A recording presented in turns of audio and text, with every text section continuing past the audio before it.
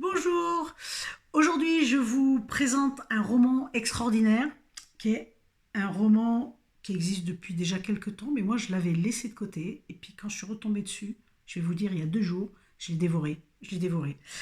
Voilà, c'est Soufi, mon amour de Elif Shafek. C'est un roman aux éditions Phébus. C'est vraiment un roman, mais il est extraordinaire. Il vous apporte quelque chose de vraiment très particulier. L'histoire, une dame de 40 ans, couple, mère de famille, etc., qui cherche un travail et elle retrouve un job assez rapidement en tant qu'agent littéraire. Donc on lui donne un livre à lire, mais c'est un premier ouvrage. Et quand elle va se mettre, pour faire une fiche technique, hein, pour son job, quoi, et quand elle va se mettre à découvrir ce livre, ce premier ouvrage, donc elle va être transportée, comme nous d'ailleurs, on l'est, transportée au XIIIe siècle, dans une partie de vie du grand poète Rumi. Et il va y avoir des échanges, ça va être fabuleux. C'est 2 ans de la vie de Rumi qui sont dans ce livre-là, avec la rencontre avec ce derviche errant qui est très très connu du monde musulman. Et au fur et à mesure qu'elle lit l'histoire qu'on lui demande de lire, ça fait résonance avec son histoire à elle, avec sa vie à elle. C'est assez particulier parce que à travers cet ouvrage, elle va découvrir le soufisme, elle découvre tout ce qui est les non-conventions, elle découvre la beauté de l'amour pur et profond. Et ça va évidemment la marquer, ça va être quelque chose de complètement euh, qui va lui prendre de l'intérieur, ça va vraiment avoir une action sur sa vie à elle, quoi. Il va y avoir un effet miroir, mais plus que ça, plus que ça. C'est fabuleux, c'est super écrit. Vous naviguez pendant toutes ces pages de ce roman, vous naviguez entre les États-Unis et l'Orient, et avec toutes ces richesses.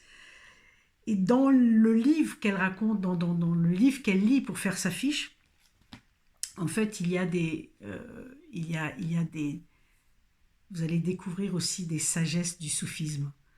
Il y a 40 lois, entre guillemets, si on peut dire ça, des lois. Euh, euh, on vous entraîne dans des histoires et à chaque fois, c'est imagé par des lois.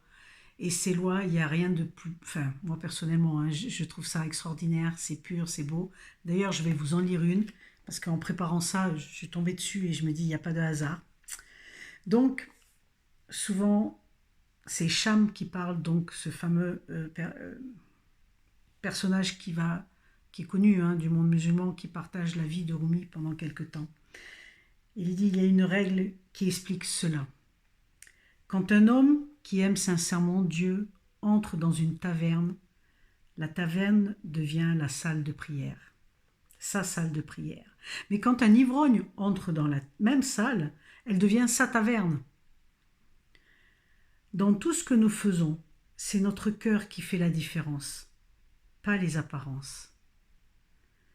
Les soufis ne jugent pas les autres à leur aspect ou en fonction de ce qu'ils sont. Quand un soufi regarde quelqu'un, il ferme ses 2 yeux et ouvre le troisième, l'œil qui voit le royaume intérieur. Voilà. Je trouve ça extraordinaire. Les 40 lois qui sont dans ce livre, dans ce roman, que vous allez retrouver au fil des pages, sont tout aussi puissantes l'une que l'autre, tout aussi belles que celle que je viens de vous lire, parce que je la trouve extraordinaire. À l'époque où on vit aujourd'hui, c'est quelque chose qui peut vous redonner de la joie, de la vraie valeur de notre cœur, de ce qui est important, de ce qui est important. Et ça, c'est génial.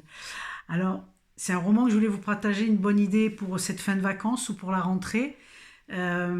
Si vous avez l'élan du cœur, comme on dit toujours, et je vous le dis toujours, si vous avez l'élan du cœur de découvrir cette belle histoire de la vie de Rumi et d'autres personnages qui sont dans ce roman, n'hésitez pas, laissez votre cœur parler parce que lui ne se trompe jamais, jamais, jamais. Alors voilà, belle découverte et puis à tout bientôt.